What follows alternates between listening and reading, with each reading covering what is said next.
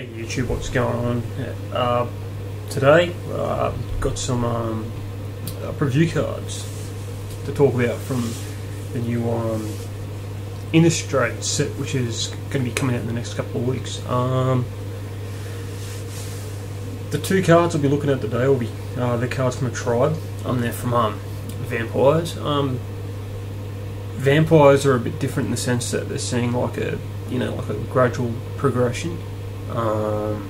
They started off in Wild Wake as just a curved out sort of deck with 1 and 2 and 3 and 4 drops, with your vampire your Calastrias and your vampire Nighthawks and your vampire Nocturnus and even Maliki Bloodwitch.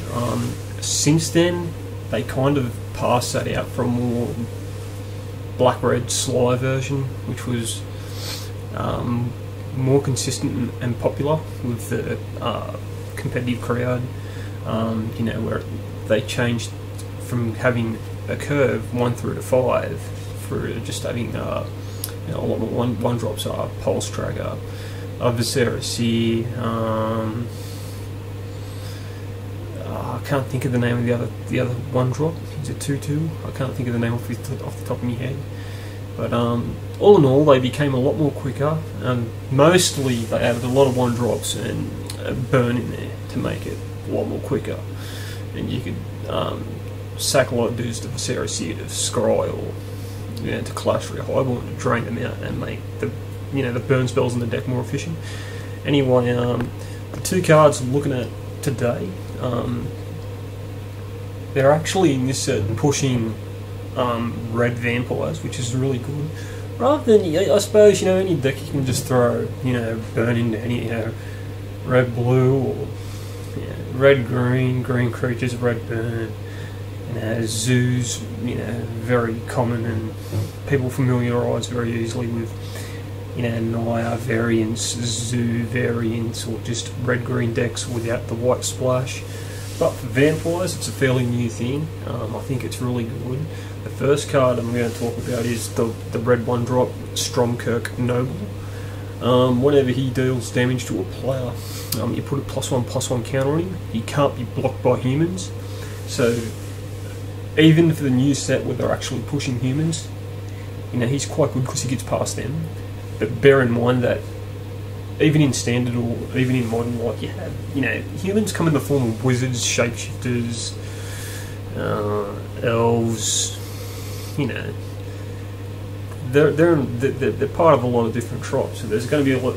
When you look back at a lot of the older sets, like Rav, Time Spiral, or Shadow, or etc., etc.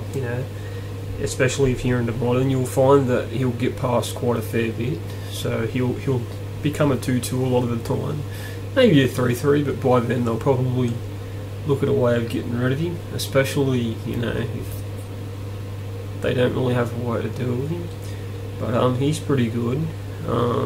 He should be pretty handy. The fact that he gets past humans, anything that's unblockable or has protection of any kind, pretty much makes planeswalkers pretty vulnerable. So that's always good. So yeah, he should be a fairly interesting sort of card. I don't know if vampires will be a playable deck again this format, but they should be alright for for like a fringe competitive, well, not even really competitive for modern, but they'd put up a fight. There's a lot of fast decks in there, but you've got the fair decks and the unfair decks in standard in modern, and vampires amongst all the fair decks, it's not that bad. And even against unfair decks, you can still sideboard or try and make the matchup more reasonable. Basically, in combo, these days is considered to be unfair, which I have no problem with that. The other guy that I want to talk about is 2 colours and 1 red, and he's a vampire as well. It's called Rakish Heir. Whenever another vampire deals combat damage to a player, you put a +1/+1 counter on him. So if your Viscera Seer deals damage, you get a +1/+1 counter on him. He's like a lord, but without the pump, kind of, almost, you know, like his 3 mana.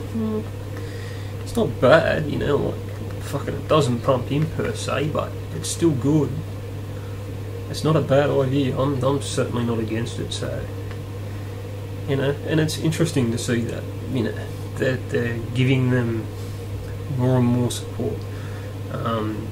Obviously in the last 2 or 3 years, in the last 2 years, they've been pretty popular. It's just that when they come out in World Week, people are like, well, you know, you're a constructed deck, but you're not really viable. And then when, you know,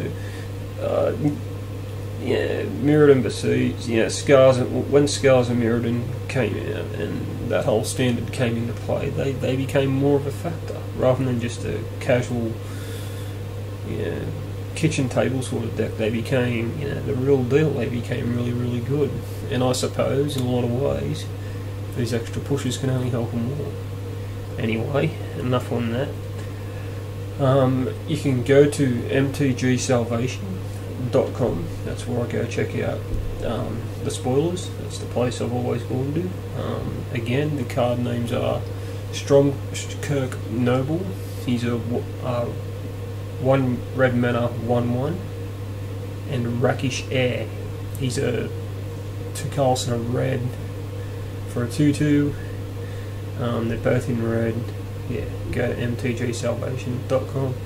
They keep the spoil lists up fairly regularly. I'll be talking about it in the next couple of days, making videos and shit about it, giving you guys my thoughts on what I think. I hope you enjoyed.